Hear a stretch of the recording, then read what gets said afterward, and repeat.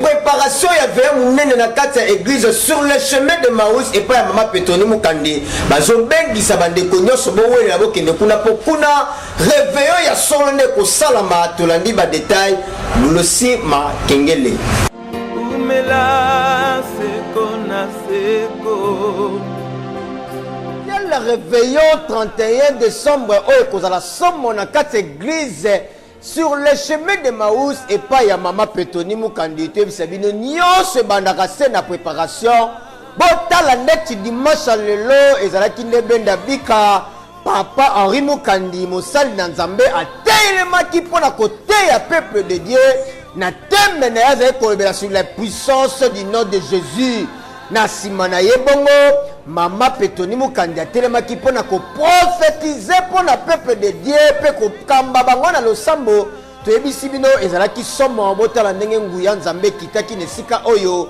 moto nyonso akotaki na esika oyo azwaki kimia ya solo koute mpa Nzambe mpo Nzambe ayitizaka basali na ye. Dieu, c'est simplement par ignorance.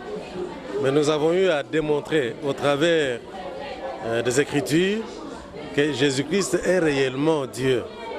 Parce que la Bible nous dit dans Genèse 1, au verset 1, que la terre et le ciel ont été créés par Dieu. Et que c'est de cela que se fonde la première révélation de la Bible, du chrétien, qui dit que je crois en Dieu, le Père Tout-Puissant, Créateur du ciel et de la terre. Ce même Dieu a eu à se présenter sous diverses formes à Moïse, à Abraham, aux prophètes, ainsi de suite. Mais les gens n'avaient toujours pas compris comme aujourd'hui. Mais Jean fait une très belle démonstration.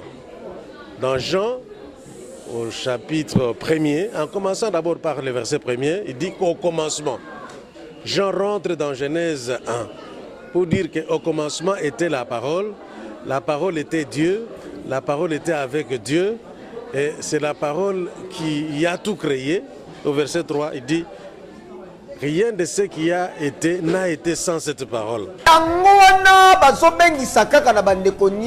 le 31 décembre, yo muto na place ko kende veillete dans la nuit de prière ya sowe ko kamama na yemo ko prophétesse Mama Petoni Mukandi yango yo adresse ba pesio avenue Mukoko numéro na commune ya Limete quartier Mombele référence ezali arrêt Kapela sur route université otuni avenue Mukoko ozambo bimba po Nzambe ya Petoni akenda sango na ndenge moko ya kosakana te. Comment garder fort les garder de l'information?